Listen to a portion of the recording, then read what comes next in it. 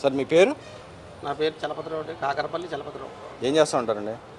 మాది వ్యాపారం అండి, బిజినెస్. ఏందండి ఈ కుటుంబ ప్రభుత్వం వచ్చిన తర్వాత వ్యాపారాలు ఎలా ఉన్నాయండి? ఈ కూటమి ప్రభుత్వం వచ్చిన తర్వాత ఆ, అంటే మా వ్యాపారాలు తీసి పక్క పెట్టండి, ఆ, ప్రజలు ఈ 2 సంవత్సరాల బట్టి నుంచి ఆనందంగా ఉన్నారండి. ఉమ్, అంటే గత ప్రభుత్వాలు దోచుకోవటం, దాచుకోవటం, ఎవరన్నా ప్రశ్నిస్తే కొట్టడం, ఉమ్, దరకటం, చంపటం. ఉమ్, ఈ కూటమి ప్రభుత్వం వచ్చిన తర్వాత అటు చంద్రబాబు నాయుడు గారు, నారా చంద్రబాబు నాయుడు గారు, లోకేష్ బాబు, ఉమ్, అటు పవన్ కళ్యాణ్ గారు, ఇటు మన ప్రధానమంత్రి మోదీ గారు కూటమి కలిసిన తర్వాత ప్రజలు ఈవేళ స్వచ్ఛందంగా రోడ్డు మీద తిరుగుతున్నారని చెప్పుకోవచ్చు. అంటే ప్రజలకు కూడా తెలిసి అంతా కూడా ప్రతి ఒక్కరూ కూడా స్వచ్ఛందంగా తిరగాలని అనుకుంటారు తప్ప ఈ గొడవలకి ఇల్లు కేసులు పెట్టుకోను, భూములు కోల్పోయో, ఇల్లు కోల్పోయో, అక్కడ మనుషులు కోల్పోయో ఎవరో కూడా ఆ పని చేయడానికి ఒప్పుకోరు కదండి. ఎవరన్నా ఒప్పుకోరు. అందువల్ల ఈ కూటమి ప్రభుత్వం వచ్చిన తర్వాత ప్రతి ఒక్కరూ కూడా చాలా ఆనందంగా ఉన్నారు. మాకు కూడా వ్యాపారంలో అంటే వ్యాపారంలో ఒక రోజు ఉండొచ్చు, ఒక రోజు లేకపోవచ్చు. వ్యాపారాల గురించి కాదు, మెయిన్ ఇంపార్టెంట్ మన ఏపీలో ఉన్న ప్రజలు సంతోషంగా ఉన్నారా లేదా కానీ ఇక్కడ రాష్ట్రంలో ఎవరో సంతోషంగా లేరు. పెట్టుబడులు తేవడం కూడా చేతకావట్లేదు. గూగుల్ లాంటి సంస్థలు కూడా మేము తెచ్చినవి మీరు క్రెడిట్ చోరీ పాల్పడుతూ ఉన్నారు. మీరు ఎక్కడ అభివృద్ధి చేయట్లేదు, మేము వస్తేనే అభివృద్ధి చేస్తాం, మా జగన్మోహన్ రెడ్డి దగ్గర నుంచి నేర్చుకోండి అని చెప్పి వాళ్ళ నాయకులు మాట్లాడుతూ ఉన్నారు కదా, వైసీపీ నాయకులు. ఓకే, అంటే గత 5 సంవత్సరాల బట్టించి ఏ కంపెనీస్ తెచ్చారు, ఏ గూగుల్ తెచ్చారు, ఏ రోడ్లు వేసారు, కనీసం పేదవాడికి పట్టిన అన్నం కనీసం 5 రూపాయలకి మన కూటమి ప్రభుత్వం రాగానే 5 రూపాయలకి పట్టిన అన్నం కడుపు నిండా ఎలా ప్రతి ఒక్కరూ కూడా ఒక విద్యార్థే కాదు, ఒక స్టూడెంటే కాదు, ఒక ఆఫీసరే కాదు, కనీసం హాస్పిటల్లో ఉండే రోగులు కొంచెం కొంతమంది జాయిన్ అయ్యే వాళ్ళకి పట్టిన అన్నం దొరికింది కదండి. ఈవేళ కూటమి ప్రభుత్వం వచ్చిన తర్వాత 5 రూపాయలు జోబులు ఉంటే చాలు, పొట్ట నిండుతుంది. 3 రకాల కూరలో సాంబారి, కూర, పెరుగు, రైసు, పులిహోర. అంటే మీరు ఆ మాట చెబుతున్నారు కానీ అడుక్కునే వాళ్ళు తప్పితే ఎవరు రావట్లేదంట కదా అసలు అన్న క్యాంటీన్లకి. వాళ్ళ భ్రమండి అంతా. ఎందుకంటే ఏదో చూడండి, ఏదో సామెత ఉంది, ఆ సామెతను పెట్టి వాళ్ళు ఏదో అలా వెళ్ళిపోతున్నారు తప్ప ఈవేళ ప్రతి ఒక్కరూ కూడా 5 రూపాయలకి భోజనం, 5 రూపాయలకి టిఫిను కనీసం 100 రూపాయలు పెడితేనే కానీ కడుపు నిండలేని పరిస్థితి ఒక టిఫిన్కి. అలాంటిది భోజనం వేళ 200 రూపాయలు పెడితేనే కానీ భోజనం రాదు మనకు. అటువంటిది 5 రూపాయలకు భోజనం పెడుతున్నట్టు పట్టిడన్నం పేద బలహీన వర్గాలకు అందరికీ కూడా చాలా మంచి కార్యక్రమం పెట్టారు. అలాంటి కార్యక్రమం ఈ కూటమి ప్రభుత్వం పెట్టినందుకు వాళ్ళకి చాలా ధన్యవాదాలు తెలియజేసుకుంటున్నాం. కానీ వైసీపీ నాయకులు పదే మాట్లాడుతున్నారు, సూపర్ 6, సూపర్ 7 అన్నారు కానీ ఏ ఒక్క పథకం అందట్లేదు. ఓ పక్కన రాష్ట్రాన్ని పెట్టుబడులు తీసుకురావడం చేత కాదు, కానీ చేత కాదు, మా నాయకుడు తెచ్చింది కూడా క్రెడిట్ చోరీ పాల్పడతా ఉన్నారు అని చెప్పి మాట్లాడుతూ ఉన్నారు కదా వాళ్ళు ఎన్నన్నా మాట్లాడతారండి. మసిపూసి మారేడికి చేసేటివి కదండి వాళ్ళ పని. అటు చిన్నాన్ని చంపేశారు, ఖచ్చితంగా చంపేసిన వాళ్ళు ఎవరో తెలుసు. కానీ 14 సంవత్సరాల బట్టి నుంచి బెయిల్ మీద తిరుగుతుండే ఒక మాజీ సీఎం గారు, కనీసం ఆ తల్లి పాపం వాళ్ళ చిన్నాన్నగారు అమ్మాయి గత 6-7 సంవత్సరాల బట్టి నుంచి కోర్టులకు తిరగటం, రావటం, చేయటం, నాకు న్యాయం చేయండి అంటాం అన్నీ జరుగుతున్నాయి. సొంత అన్నగారే చిన్నాన్ని చంపేసేది డైరెక్ట్గా అందరికీ కూడా తెలిసేది. అటువంటి చిన్నాన్న తల్లిని చెల్లిని దూరం చేసినట్టు ప్రజల్లో ఏమాత్రం చూస్తాడండి, అది మాత్రం ప్రజలకు తెలియదా? అంటే ఇక్కడ గత 5 ఏళ్లకి ఈ గవర్నమెంట్ కూటమి ప్రభుత్వం వచ్చి 2 ఏళ్ళకి అసలు తేడా ఏం కనిపించింది అంటారు? అసలు ఈ కూటమి ప్రభుత్వం వచ్చిన తర్వాత ఇన్ని పెట్టుబడులు రావడానికి గల ప్రధాన కారణాలు ఏంటంటారు? అసలు ఈవేళ లోకేష్ బాబుని నానా బూతులు తిట్టుకోరు వైసీపీ ప్రభుత్వం ఉన్నప్పుడు. అదే లోకేష్ బాబుకి ఇలా దండం పెడుతున్నారు అందరూ కూడా.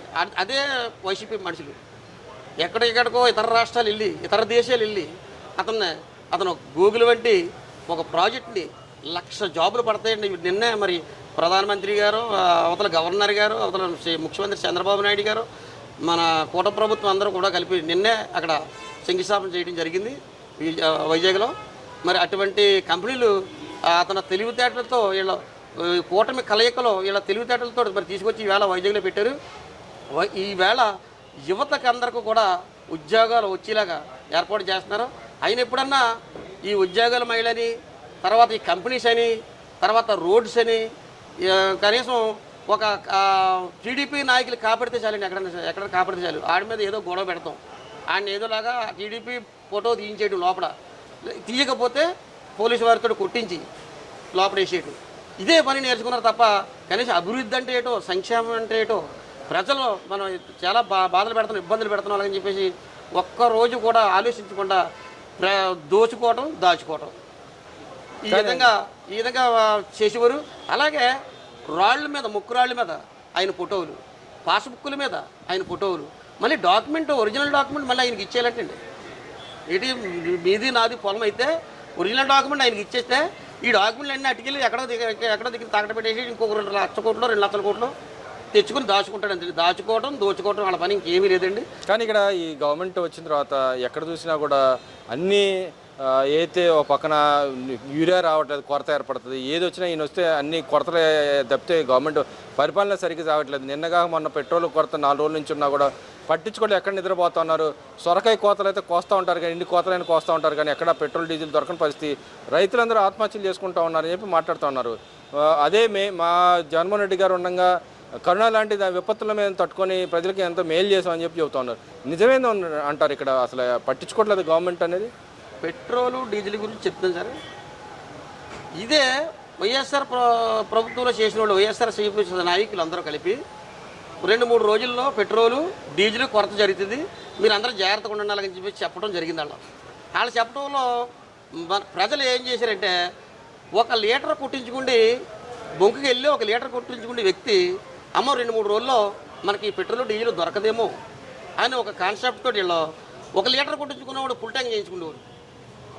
అదే పెట్రోల్ బంకుల్లో ఒక పెట్రోల్ బంకుల ట్యాంకులు నిండిన తర్వాత 2 రోజులు వాళ్ళకి వస్తుందండి. అసలు ఇది ఒక పూటలోనే అయిపోయింది. అది ఎందువల్ల అయిపోయిందంటే, అమ్మ పెట్రోల్ దొరకదాము, డీజిల్ దొరకదాము అలాగని చెప్పేసి క్యాన్లు పట్టుకొని వెళ్ళి క్యాన్లో కొట్టించేసుకోవటం, కాయలు దగ్గరికి వెళ్ళి కాయల్లో కొట్టించేసుకోవటం. ఈ లోగలో ఈ బళ్ళకి కూడా ఫుల్ ట్యాంకులు కొట్టించేటు. ఫుల్ ట్యాంకులు కొట్టించేస్తే ఎంత పెట్రోల్ అని సప్లై చేయగలరు సార్ వాళ్ళు? అది వాళ్ళ వైసీపీ వాళ్ళు పన్నిన ఒక ఫేక్ న్యూస్ అంతే తప్ప. కానీ ప్రతి దిక్కున కూడా పెట్రోల్ అందరికీ, డీజిల్ కూడా సవ్యంగా జరుగుతుంది. కానీ వచ్చినప్పుడు ఎక్కడ కూడా ఆటంకం లేదు. కానీ మీరు ఆ మాట అంటున్నారు కానీ ఇక్కడ పెట్రోల్ డీజిల్ మేము కూటమి ప్రభుత్వం ఉన్నాం. ఓ పక్క మోడీ గారు మా భుజాల మీద మేము మోస్తున్నాం, మా భుజాల మీద ఉన్నాడు ఆయన, మేము ఏం చెప్తే అది అనే నాయకుడు.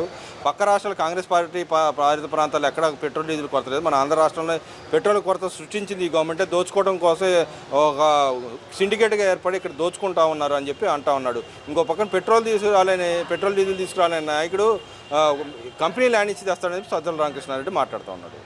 సజ్జల రామకృష్ణారెడ్డి ఎప్పుడు నోరిపితే బూతులని ఎదటోళ్ళని విమర్శించడమే కదా సార్. ఎప్పుడు కూడా పూర్వం నుంచి ఉన్నదే కదండి ఆయన నోరు. అటువంటిది ఏంటంటే ఈవేళ నిజంగా ఎవరికి పెట్రోలు డీజిల్ కొరత లేదు. ప్రతి ఒక్కరికి కూడా అన్ని అందుబాటులో ఉన్నాయి. ప్రతి ఒక్కరు కూడా ఎవరు ఎంత కొట్టించుకుంటారో ప్రతిరోజు అంత కొట్టించుకుంటే కరెక్ట్గా అన్నీ సవయంగా నడిచిపోతాయి. కానీ ఇప్పటికీ కూడా చంద్రబాబు నాయుడు గారు, లోకేష్ బాబు గారు, అవతల మోడీ గారు, యువతల పవన్ కళ్యాణ్ కూడా ఈ కొరత లేదు. కానీ కొరత వచ్చినా మేము కొరత రానివ్వము అంటే ఇవ్వడం జరిగింది. అంటే ఇక్కడ రైతులు చచ్చిపోతాం కూడా పట్టించుకోవట్లేదు. ఆక్వా రైతులు మరీ ఘోరంగా ఉంది, అడుక్కునే పరిస్థితిలో ఉన్నారని అటు షర్మిల కానీ ఇటు పక్క పేరునే నాని కూడా మాట్లాడుతూ ఉన్నారు. రైతులు ఆత్మహత్యలు చేసుకున్నారు అంట కదా, ఈ గవర్నమెంట్ వచ్చిన తర్వాత ఆత్మహత్యలు చేసుకుంటూ ఉన్నారంట. ఎక్కడెక్కడ దోచుకోవడం, ఎక్కడెక్కడ బ్లాక్ మార్కెట్ చేయటమే కూటమి ప్రభుత్వం యొక్క ప్రధాన లక్ష్యం అంట కదా. ఆక్వా రైతులు అంటే ఇంతకుముందు గత ప్రభుత్వంలో ఆక్వా రైతులు అందరి దగ్గర కమిషన్లు గుంజేవారు సార్. ఇలా కమిషన్లు అక్కడ కేజీ 400-500 రూపాయలు ఉంటే ఇలా 300కే బేరపడుకుని కేజీ కాడ మామూలుగా 150-200 రూపాయలు దండుకున్న రోజులు ఉన్నాయి సార్. అలా అది కావాలంటే మేము ప్రూఫ్ చూపుతాం. ఈవేళ ఆక్వా రైతులు ఎవరైనా సరే ఆత్మహత్య చేసుకున్నారని చూపించమన్నాను. వాళ్ళకి ఏమన్నా మగోళ్ళు అయితే వాళ్ళు అంటే కరెంటు డీజిల్ కూడా ఇవ్వట్లేదంట కదా, ఇబ్బందులు పడతా ఉన్నారంట కదా. కరెంటు కొరత లేదు. ఇప్పుడు వచ్చి ఎవరికి కూడా కరెంటు కోత లేదండి. డీజిల్ పెట్రోల్ ఎవరికి కూడా కోత లేదు. అందరికీ కూడా సవయంగా అందుతున్నాయి. మేము వచ్చేటప్పుడు కూడా ఎక్కడ కూడా పెట్రోల్ బంకులు అన్నీ తీర్చే ఉన్నాయి. డీజిల్ ఉందా, పెట్రోల్ ఉందా. మరి అదే ఇంకో మాట కూడా పేరునేనని మాట్లాడుతూ ఉన్నాడు.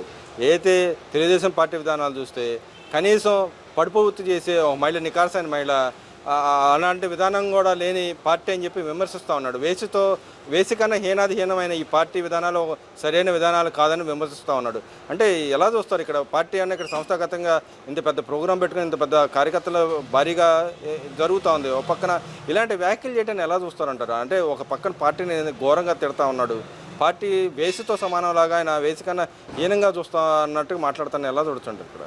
పేరుని నాని అన్నవాడు ఒక పే కాస్ట్ ఇట్టాడు. ఎందుకంటే తెల్లారితులకి ఆడు నోట్లో బూతు మాట తప్ప ఆడు ఒరిజినల్ మాట రాదండి అడిగి. అది ఏంటంటే ప్రతిరోజు అదే ప్రసారం అడిగి.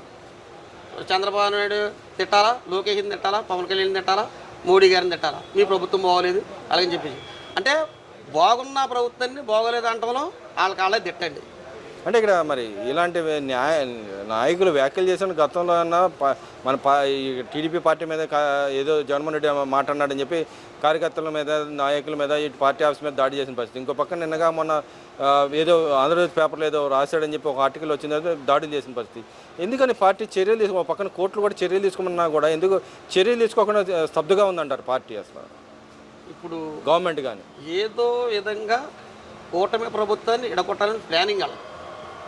కూటమి పార్టీని ఎడగొడితే ఒంటరిగా పోటీ చేయి, మీ దమ్ముంటే ఒంటరిగా పోటీ చేయి, నీ దమ్ముంటే నా దమ్ముంటే నేను అప్పుడు చూస్తానని చెప్పేసి ఇదంతా కూటమిని ఎడదీయడానికి గిల్లి జోలపాడతాం అన్నమాట. ఇదంతా అంతకంటే ఏమీ లేదండి. కూటమి ఇంకో 15 సంవత్సరాల దాకా కూటమి ఉంటుంది. మన ఆంధ్రప్రదేశ్ ఆంధ్రప్రదేశ్ అవుతుంది ఖచ్చితంగా. అంటే మరి ఒక పక్కన లోకేష్ గారు అని కార్యకర్తలు కానీ పార్టీని గురించి కానీ వ్యాఖ్యలు చేసిన వాళ్ళని మేము రెడ్ బుక్ ద్వారా వాళ్ళని అంతు చూస్తామని చెప్పి మాట్లాడిన పరిస్థితి. మరి ఈరోజు చర్యలు తీసుకోవడానికి ఎందుకు కాడుతున్నారు అంటారు? ఇక్కడ రెడ్ బుక్ రాజ్యాంగం అన్నది రాశారు తప్ప ఇంకా ఎవరి మీద ఇంకా చర్యలు తీసుకోలేదు. చర్యలు తీసుకుండిపోతే అంతా కక్ష కట్టిన వాళ్ళు అయితే ప్రభుత్వం రాగానే మొత్తం అందరినీ లోపడేసేయాలి అసలు. ఎందుకంత నిర్లిప్త ఎందుకంటారు? పార్టీని ఇక్కడ అమ్మ లాంటి తల్లి లాంటి పార్టీని కూడా విమర్శిస్తా ఉన్నా కూడా ఎందుకు కనీసం ఒక మామూలుగా దాడులు చేయవు? అసలు కనీసం గాంధీగిరి అనేది చేసే అవకాశం ఉంటుంది, లేదా క్షమాపణ చెప్పే ఆ స్థితిగా పోరాడాల్సిన పరిస్థితి ఉన్నా కూడా ఎందుకని నిర్లిప్తగా ఉందంటారు పార్టీలో? మెయిన్ ఇంపార్టెంట్ మన రాష్ట్రం శాంతియుతంగా ఉండాలి. ఇప్పుడు గొడవలు పెట్టుకుంటే మనం ఇప్పటికే రాష్ట్రం చాలా కోల్పోయింది. ఈ కోల్పోని మన రాష్ట్రాన్ని నిలబెట్టుకు రావాలి. మన గొడవల మీద, వాళ్ళ మీద కేసుల మీద మనం వెళితే రాష్ట్రం డెవలప్ అవ్వదు.